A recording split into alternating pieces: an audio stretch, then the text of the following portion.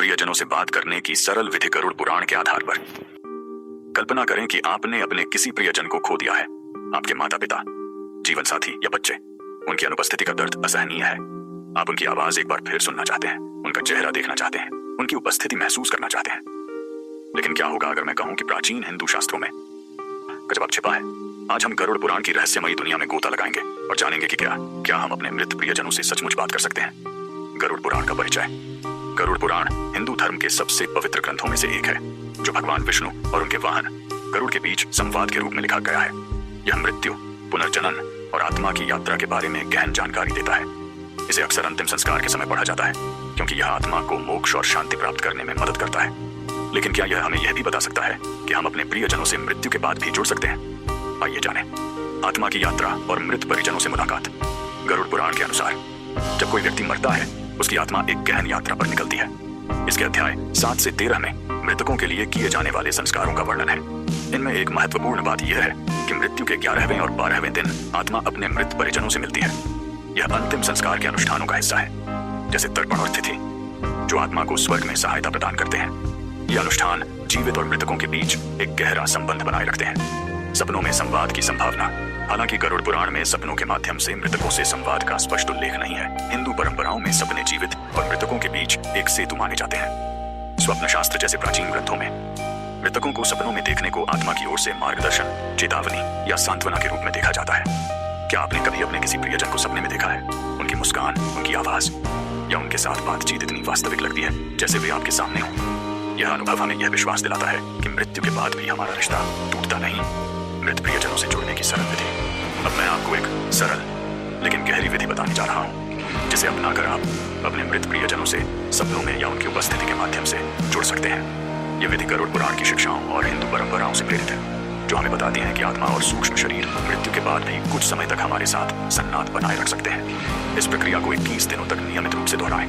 कुछ लोग जल्दी परिणाम देख सकते हैं, जबकि कुछ को कुछ दिन वाहन और लग सकते हैं, लेकिन विश्वास रखें, यह निश्चित रूप से होगा। आइए इसे चरणबद्ध तरीके से समझते हैं। चरण 1, भावनात्मक संबंध स्थापित करें। सबसे पहले आपको अपने प्रियजन के साथ गहरा भावनात्मक जुड़ाव बनाना होगा। गरुड़ पुराण के अनुसार आत्मा मृत्यु के बाद अपने सूक्ष्म शरीर में कुछ समय तक रहती है, जो इतना शक्तिशाली और पारदर्शी होता है कि वह हमें स्पष्ट रूप से देख सकती है। यह संबंध भावनाओं पर टिका है। हर रात सोने से पहले 10 से 15 मिनट का समय निकालें।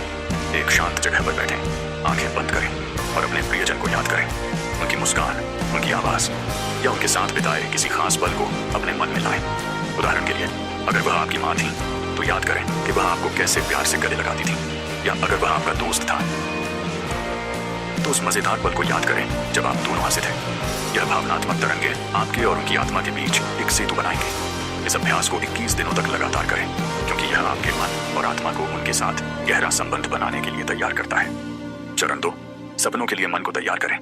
हर रात जब आप सोने जाएं, तो अपने मन को शांत और खुलेपन की स्थिति में लाएं। गरुड़ पुराण के अध्याय 7 में बताया गया है कि आत्मा मृत्यु के बाद कुछ समय तक हमारे संसार से जुड़ी रहती है। यह समय वह अवधि है जब वह हमें देख सकती है, सुन सकती है और हमारी भावनाओं को महसूस कर सकती है। सोने से पहले अपने प्रियजन से मन ही मन बात करें। उनसे कहें, मैं आपसे मिलना चाहता हूँ, कृपया मेरे सपने में आए। यह प्रक्रिया आपके अवचेतन मन को उनके साथ संवाद के लिए तैयार करती है। सपनों में आत्माएं अक्सर प्रतीकों, संदेशों या अपनी उपस्थिति के जरिए हमसे बात करती हैं। इस अभ्यास को 21 दिनों तक दोहराएं। कुछ लोग पहले कुछ दिनों में ही सपने में अपने प्रियजन को देख सकते हैं तो है, जबकि कुछ को पूरे 21 दिन या उससे थोड़ा अधिक समय लग सकता है। लेकिन अगर आप इसे विश्वास और समर्पण के साथ करेंगे तो परिणाम निश्चित रूप से मिलेगा। चरण 3, सुरक्षा के उपाय। यह विधि शक्तिशाली है, लेकिन इसमें कुछ जोखिम भी हैं। जैसा कि मैंने पहले बताया, जब आप आत्मा के जगत से जुड़ने की कोशिश करते हैं तो कभी कभी अन्य ऊर्जाएं या आत्माएं भी आकर्षित हो सकती हैं। इससे आपको उदासी, भय या असामान्य अनुभव जैसे दरवाजों का अपने आप खुलना बंद होना महसूस हो सकता है। इसे रोकने के लिए हिंदू परंपराओं में सलाह दी जाती है कि आप अपने तकिए के नीचे लोहे की कोई वस्तु, जैसे चाकू, कैंची या एक छोटा लोहे का टुकड़ा रखें। लोहा नकारात्मक ऊर्जाओं को दूर रखता है और आपकी शारीरिक और मानसिक सुरक्षा करता है। साथ ही अपने कमरे में एक छोटा दीपक या अगरबत्ती जलाएं, क्योंकि तो यह पवित्र वातावरण बनाता है।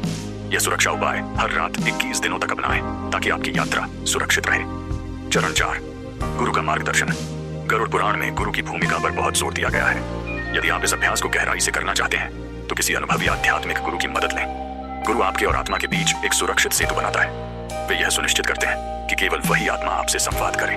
जिससे आप जुड़ना चाहते हैं। गुरु की देखरेख में यह प्रक्रिया न केवल सुरक्षित होती है बल्कि अधिक प्रभावी भी होती है। गुरु आत्मा को बुलाने और उसे वापस विदा करने की प्रक्रिया को नियंत्रित करता है ताकि कोई नकारात्मक प्रभाव ना हो।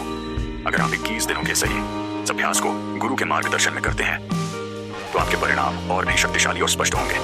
चरण 5, संदेशों को समझें और संजोएं। जब आप अपने प्रियजन से सपने में मिलें तो उनके संदेशों को ध्यान से समझें। हो सकता है कि वे सीधे शब्दों में बात न करें बल्कि प्रतीकों, भावनाओं या दृश्यों के जरिए संवाद करें।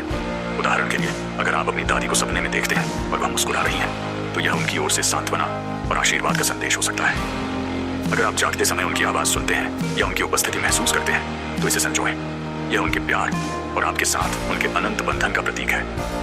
इस 21 दिन के अभ्यास के दौरान अपने अनुभवों को एक डायरी में लिखें। इससे आपको यह समझने में मदद मिलेगी कि आपका संबंध कितना गहरा हो रहा है। कुछ लोग पहले सप्ताह में ही परिणाम देख सकते हैं, जबकि कुछ को पूरे 21 दिन या उससे थोड़ा अधिक समय लग सकता है। लेकिन विश्वास रखें, यह निश्चित रूप से होगा। संभावित अनुभव और सावधानियां।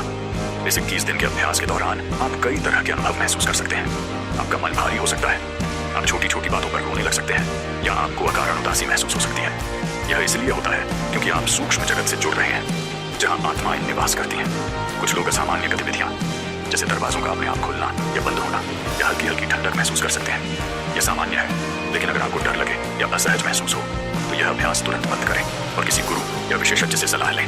गरुड़ पुराण से प्रेरणा। गरुड़ पुराण के अध्याय 7 में बताया गया है कि आत्मा मृत्यु के बाद कुछ समय तक सूक्ष्म शरीर में रहती है, जो इतना शक्तिशाली होता है कि वह हमें स्पष्ट रूप से देख और महसूस कर सकती है। लेकिन समय के साथ यह सूक्ष्म शरीर धीरे धीरे कमजोर पड़ता है और धुंधला देख पाता है। फिर भी हमारी भावनाओं की तरंगें आत्मा तक पहुंचती हैं और यही वह सेतु है जो हमें सपनों या आध्यात्मिक अनुभवों के जरिए उनसे जोड़ता है। इसीलिए यह 21 दिन की विधि इतनी प्रभावशाली है क्योंकि यह हमारी भावनाओं और आत्मा की ऊर्जा को जोड़ती है। आध्यात्मिक सलाह। यह विधि सरल है, लेकिन इसे सम्मान और विश्वास के साथ करें। अपने प्रियजन के लिए प्रार्थना करें, उनके लिए एक दीपक जलाएं और उनकी आत्मा की शांति के लिए प्रार्थना करें। यह न केवल आपके लिए सांत्वना लाएगा बल्कि उनकी आत्मा को भी शांति देगा। इस अभ्यास को 21 दिनों तक नियमित रूप से करें। निष्कर्ष, सांत्वना और निरंतरता, चाहे सपनों के माध्यम से, अनुष्ठानों के जरिए या अपने दिल में, यह विश्वास कि हम अपने प्रियजनों से हमेशा जुड़े रह सकते हैं, हमें सांत्वना देता है। गरुड़ पुराण हमें सिखाता है कि मृत्यु अंत नहीं बल्कि एक परिवर्तन है। हमारे प्रियजन हमें मार्गदर्शन, सांत्वना और प्यार देते रहते हैं, चाहे वे किसी भी लोक में हों। अगर आपने कभी अपने प्रियजन को सपने में देखा है तो उस पल को संजोएं। यह उनका आपको यह कहने का तरीका हो सकता है, मैं अभी भी यही हूँ। अगर आप मृत्यु के रहस्यों और अपने प्रियजनों से जुड़ने के तरीकों के बारे में और जानना चाहते हैं तो गरुड़ पुराण को पढ़ें। यह एक ऐसा खजाना है जो दुख के समय शांति और समझ प्रदान करता है।